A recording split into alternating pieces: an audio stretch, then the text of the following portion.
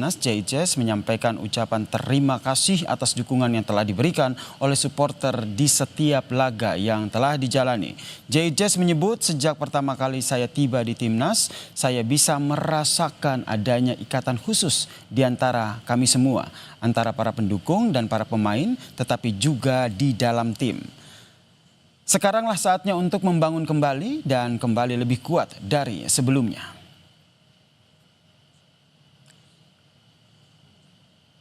Dalam tulisan di akun Instagramnya, JICES menyatakan, saya ingin berterima kasih kepada kalian semua yang telah mendukung kami melewati suka duka. Perjalanan ini memang penuh tantangan, tetapi kalian selalu ada untuk mendukung kami. Lebih jauh soal nasib Patrick Kluivert usai gagal bawa timnas lolos ke Piala Dunia, kami membahasnya bersama dengan analis sepak bola Bang M. Kusnaini yang telah bergabung bersama kami di Kompas Petang. Selamat petang, Bung Gus. Selamat petang, Yasir.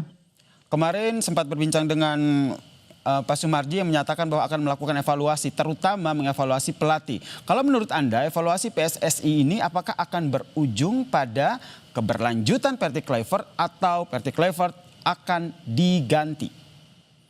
Iya, mekanisme yang formal itu kan pasti evaluasi ya, dan ini tidak hanya evaluasi buat pelatih, evaluasi buat manajemen tim, evaluasi pemain juga. Ini memang proses yang normal, yang standar dalam setiap pembentukan tim, selalu diakhiri dengan evaluasi, dan evaluasi itu nanti disampaikan oleh manajer kepada exco ya.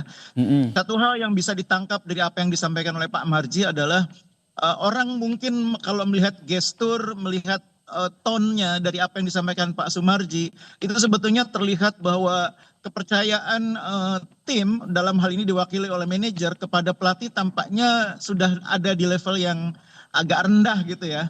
Dan ini sebetulnya menurut saya harus menjadi perhatian dari para pejabat teras di PSSI, dalam hal ini anggota komite eksekutif, bahwa kepercayaan kepada pelatih itu sangat penting. Kalau pelatih sudah kehilangan kepercayaan, apalagi sekarang ini kan sudah begitu deras suara atau tekanan dari publik di jagat media sosial agar pelatih diberhentikan, bahkan banyak yang meminta agar pelatih sukarela mengundurkan diri. Saya pikir menggambarkan betapa trust sudah sangat rendah terhadap pelatih, dan itu sebetulnya kurang baik bagi tim nasional. Kalau menurut Anda sendiri, baiknya seperti apa? Mengundurkan diri, dipecat, atau bagaimana? Ini kan soal etika ya. Kalau seorang pelatih tidak mampu mencapai target, idealnya memang mengundurkan diri. Tapi di dalam kontrak kan tidak ada kewajiban mengundurkan diri gitu ya. Ini nanti soal bagaimana manajemen menyikapi aja. Karena kalau mengundurkan diri dengan diberhentikan itu kan kompensasinya tentu berbeda gitu ya. Itu juga akan menjadi pertimbangan. Cuma kalau kita bicara tentang kinerja, memang kinerjanya menurut saya agak sulit kalau mau dipertahankan dengan track record yang sudah dicapai sejauh ini ya. 8 pertandingan, kemudian kualifikasi putaran keempat tanpa poin. Bahkan sebetulnya secara permainan bisa dibilang kita tidak mencetak satu gol pun, dua-duanya melalui penalti. Ini tentu menggambarkan kinerja pelatih yang tidak optimal ya. Padahal menuju putaran 4 kita sudah mendapatkan tambahan banyak pemain. Pemain depan ada Miliano, kemudian juga ada Mauro Zylstra, ada kiper Emil Audero. Ini kan tambahan yang sangat luar biasa yang menambah kualitas bagi tim nasional dari segi pemain.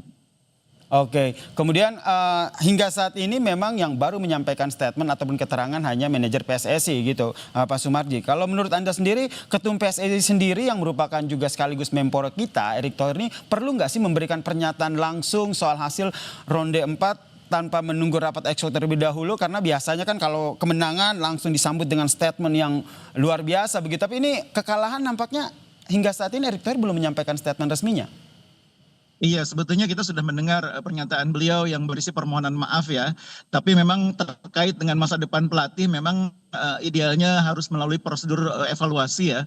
Dan Pak Erick sebagai Ketua Umum sepertinya melihat itu sebagai hal yang harus dilewati dulu. Tidak merupakan keputusan perorangan, tapi keputusan dari lembaga yang namanya Komite Eksekutif.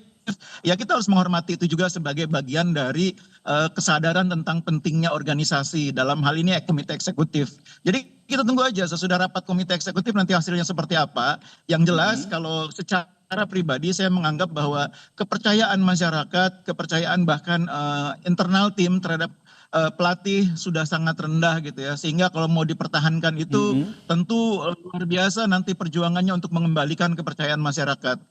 Oke, berarti menurut Anda ini suara publik terkait dengan kekecewaan atas hasil ini juga harus harus diakomodir ya dalam rapat Exco ini. Nah, Erick Thohir sendiri kan ketum PSSI, kemudian juga Menpora sendiri, apakah ini juga akan berpengaruh pada jalannya rapat Exco, terutama untuk memutuskan bagaimana nasib dari Patrick Kluivert? Iya, komite eksekutif itu kan kerjanya kolektif kolegial ya, meskipun ketua umum punya punya suara yang cukup menentukan, tapi pada dasarnya kan kolektif kolegial. Ya saya pikir nanti kita perlu mendengar suara mayoritasnya seperti apa.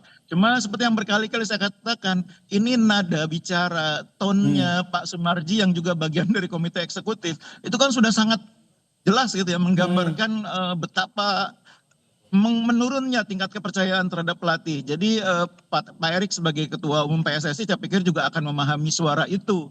Suara mayoritas teman-teman di Exco, suara yang disampaikan oleh Pak Marji sebagai perwakilan dari tim. Saya pikir Pak Erick akan bijaksana memahami itu. Baik, ini menarik untuk menunggu bagaimana nasib dari Patrick Kluivert. Tapi saya juga penasaran nih, bagaimana dengan nasib pemain timnas kita? Karena kalau kita lihat banyak yang sudah usianya sudah masih produktif begitu kalau untuk disiapkan dalam 5 tahun lagi. Menurut Anda ada beberapa pemain yang mungkin masih bisa dipertahankan untuk laga-laga selanjutnya. Ada Piala Asia 2027 dan mungkin Piala Dunia mendatang. Iya benar ya Sir, jadi ini yang harus kita pikirkan secara serius ya. Kita tidak boleh membuat tim ini mulai lagi dari nol. Tapi kita harus memanfaatkan tim yang sudah terbentuk ini sebagai fondasi untuk persiapan menuju Piala Dunia 4 tahun lagi. Dan Piala Asia adalah jalan menuju ke Piala Dunia itu. Jadi jangan sampai tim ini dikelola dengan cara yang salah, dikelola oleh orang yang salah. Karena kita sekarang ini pikirannya adalah bagaimana 4 tahun lagi kita harus bisa memanfaatkan tim yang sekarang ada untuk membentuk tim yang lebih kuat. Kita punya banyak pemain yang masih punya potensi bermain 4 tahun lagi. Ada Rizky Ido, ada pemain depan oleh Romani, Miliano, Mauro Ziltra, masih banyak sekali. Kita masih harus punya optimisme untuk menyiapkan tim 4 tahun lagi, tapi dengan catatan mulai dengan evaluasi yang adil, yang sungguh-sungguh terhadap apa yang sekarang terjadi. Oke, kita masih punya potensi yang luar biasa untuk terus mengudara begitu tim Garuda kita. Kalau menurut Anda ini kita masih mengandai-andai jika nantinya Patrick Kluivert dicopot dan diganti.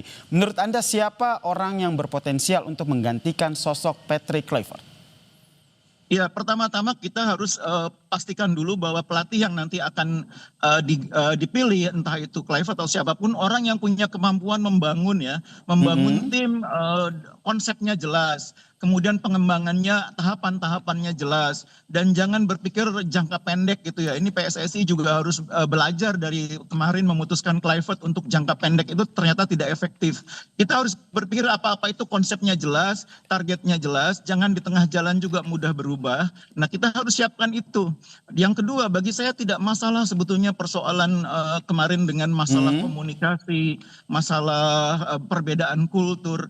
Toh sebetulnya itu bukan hal yang yang menentukan dalam sepak bola. Yang lebih menentukan itulah kualitas kepelatihannya, kemampuan manajerialnya, kemampuan merangkul pemain, dan itu tidak tentukan oleh dari mana dia berasal. Enggak harus kalau timnya pemainnya kebanyakan dari Belanda, pelatihnya harus dari Belanda. Enggak harus seperti itu cara berpikirnya. Oke, baik, menarik ya, kita nantikan bagaimana nasib dari Patrick Kluivert dari rapat evaluasi yang nantinya akan dilakukan oleh Exco ini, saudara. Terima kasih Bungkus atas pemaparannya di Kompas Petang. Salam sehat.